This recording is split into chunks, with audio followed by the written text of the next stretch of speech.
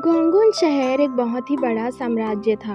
वहाँ के राजा मीन बहुत ही दयालु और शांत स्वभाव के थे। वह हमेशा अपनी प्रजा के लिए सोचते थे। उनकी एक बेटी भी थी जिनका नाम गाही था।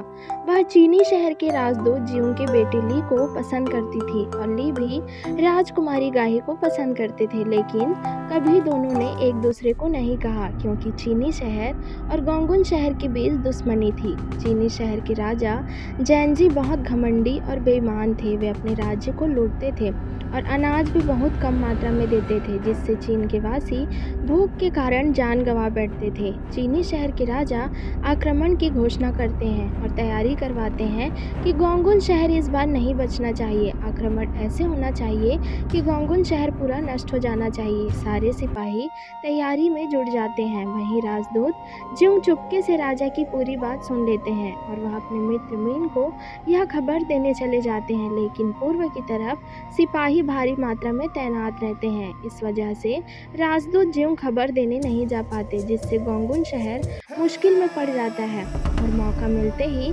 चीनी शहर के सिपाही गोंगुन शहर में आक्रमण कर देते हैं और गोंगुन शहर नष्ट हो जाता है। लेकिन राजकुमारी गाही उस हादसे में मारी नहीं जाती। वह छिपते छिपते चीन पहुंच जाती है। उनकी मुलाकात एक बाजार में राजदूत जियोंग से होती है। राजदूत जियोंग राजकुमारी गाही को पहचान लेते हैं और गाही को एक सुरक्षित जगह पर लेकर चले जाते हैं और उनकी रहने की व्यवस्था करते हैं। उसी समय राजदूत जियोंग राजकुमारी से कहने लगते हैं, राजकुमारी गाही, मुझे माफ़ कीजिए, मैं आपके पिताजी को नहीं बचा पाया। मैंने वहाँ आने की कोशिश की थी, लेकिन पूर्व तट पर सैनिक अधिक मात्रा में तैनात थे, इसलिए मैं नहीं आ पाया। मुझे माफ़ कीजिए राजकुमारी। कोई बात नहीं राजदूत जी, मैं अपने पिताजी की मौत का बदला लेकर रहूँगी, चाहे इसके लिए मुझे कुछ भी क्यों न करना पड़े। ठीक है राजकुमारी, मैं आपके साथ हूँ, मैं आपकी मदद करूँगा। आप इतना पता लगाइए कि राजा चीन में अभी क्या कर रहे हैं और उनकी आगे की षड्यंत्र क्या है। ठीक है राजकुमारी, मैं पता लगाकर आपको बताता हूँ। राजकुमारी भेष बदलकर महल में घुस जाती है और राजा के कक्ष में जाकर राजा को चाकू से वार कर देती है और सारे सिपाही राजकुमारी को घेर लेते हैं। जिस पर आपने तलवार घेरा है वो गोंगुन शहर की राजकुमारी गाही है। सारे सिपाही घुटने में टिककर राजकुमारी को सलाम करते हैं।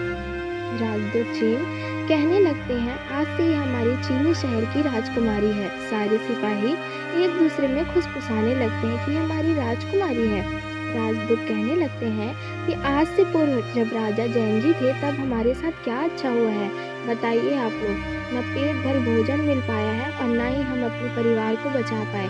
किसी का भाई, किसी की माँ, कितने लोग की न जाने मौत हुई है। हमारे गोंगुन शहर के राजा मीन जी की भी मौत हो चुकी है। किसने मरवाया उनको? हमारे राजा जैनजी ने। आज तक हम लोग अच्छे से भी नहीं रह पाए, सिर्फ आक्रमण के कारण। क्या आप लोग ऐसे ही अपनी ज़िंदगी गुजारना चाहते हैं?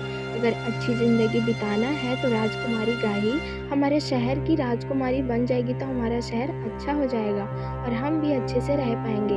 एक सिपाही बोलता है, मुझे मंजूर है राजकुमारी गाही, अगर हमारे शहर की राजकुमारी बनती है। हाँ, मुझे भी मंजूर है, मुझे भी मंजूर है। फिर सारे सैनिक नारा लगाने लगते हैं और चीनी शहर अच्छा हो जाता है। राजकुमारी गाही और राजदूत के बेटे ली की शादी हो जाती है और सारे लोग अपना जीवन सुख और आनंद से जीने लगते हैं।